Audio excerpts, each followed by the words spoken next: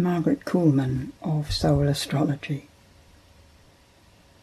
This new moon has some very tight aspects. Sun and moon, 5 degrees Libra, pretty much exactly opposite Chiron, and exactly quincunx Uranus. The new moon in Libra, anyway, is about how we relate to everything, how we balance our own sense of self against what appears to be outside us. For survival, we work at not rocking the boat, not causing disasters, and we endeavour to feel as happy and as healthy as we can manage.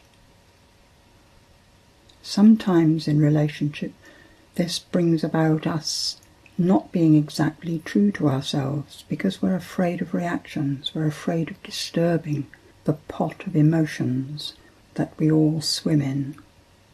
So in Libra one can come out of integrity. This is part of what needs to be balanced, being able to be true to oneself and yet appropriate to the outside, appropriate to the other person, allowing them to be themselves also. So on this seesaw of balancing, we do need to have space between the two ends. The fulcrum is between us. This month, with Chiron opposite, we're likely to find ourselves really looking at what is wrong inside, where the pain actually is in that sense of self. And possibly our solutions may be along that line to Uranus in Taurus, which is about taking space, being individual, doing one's own thing in a practical, obvious way. The quincunx is indicating that if we do this for our own sake of peace and harmony alone, we're likely to cut off the very branch we're balanced on. So the way to do it is to endeavour to create the appropriate space for ourselves in a way that actually works for the other person as well. There's some negotiating, perhaps, required, which Libra is very good at, having a harmonious presentation. And with Mercury and Venus together also in Libra, communication in relationship, very diplomatic, kind, thoughtful for the other, and for the balance in the solution.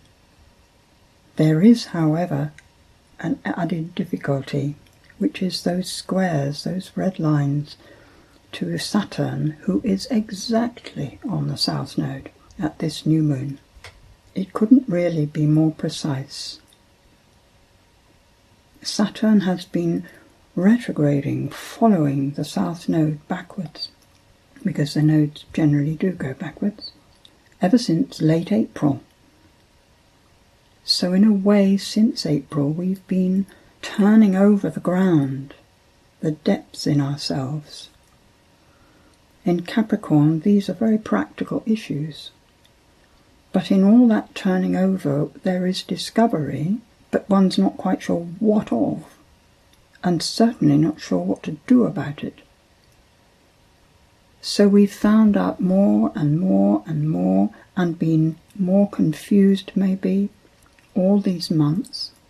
And then on the 18th of September, I think it was, Saturn began to go direct. And at this new moon, it sits on the South Node in passing. This looks to be a month whose overall function is to solve those problems.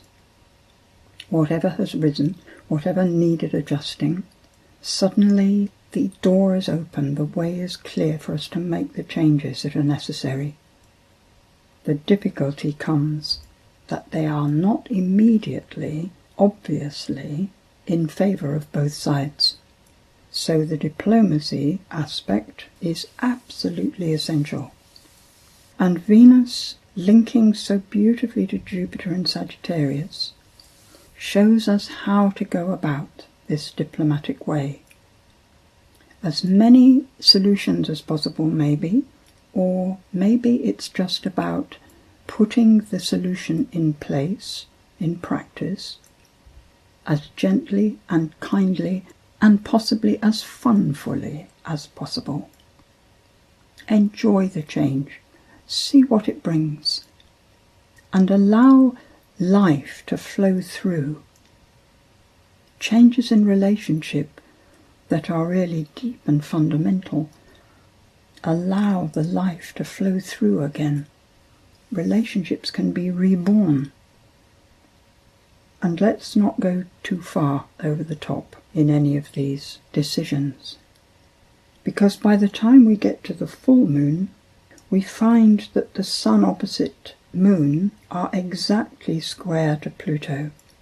There's something about the changes we're bringing into effect which are right, but have knock-on effects that bring about the transformation that life has been trying to make, that generally speaking we don't see, we don't realize, but nevertheless needs to happen. So maintaining good humour, the Sun sextiling Jupiter there in this full moon chart, and Jupiter trining the moon, of course, it's maintaining good humour and flexibility, which enables us to deal with whatever changes arise as a result of what we have done. Around the middle of October, we find that Mars is opposing Chiron from Libra, Mars being the energy of the time, the actual actions that take place. It looks like perhaps an uncertainty of actually moving forwards, going through with things. And yet that T-square from Sun, Moon to Pluto suggests that we cannot pull back from what the transformation is about. What's important when a transformation is happening is to find within yourself your core reality, the centre.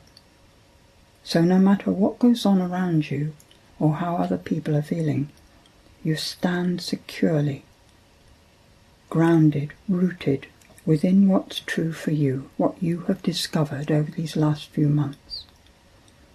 Stand with that and let the changes happen. This is true on a global level, on a national level, as well as on a personal level. But in truth, we can really only deal with the personal. Those bigger issues are what's happening around. Our life is our reactions to that. So this is where we need to be focused. The beauty of the nodal direction at this time is that the North Node is in Cancer. The direction that humanity needs to be taking is expressing our emotions around issues of care, of nurture, taking care of other members of the human family who need that, being aware of how others are feeling, generally recognizing that the human race is a family. There's no way we can spin off away from that. It's in all our interests to take care of it as a whole, to treat the earth as the nest within which this human family lives and grows. There is more in my new moon letter, accessible on my website.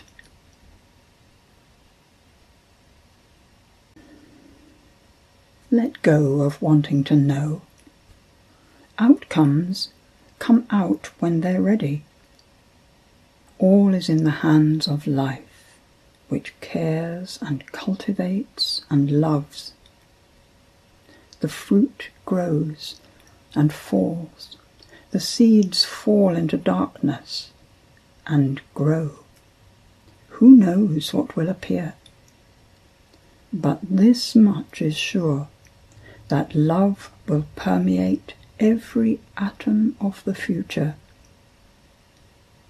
for love is all there is.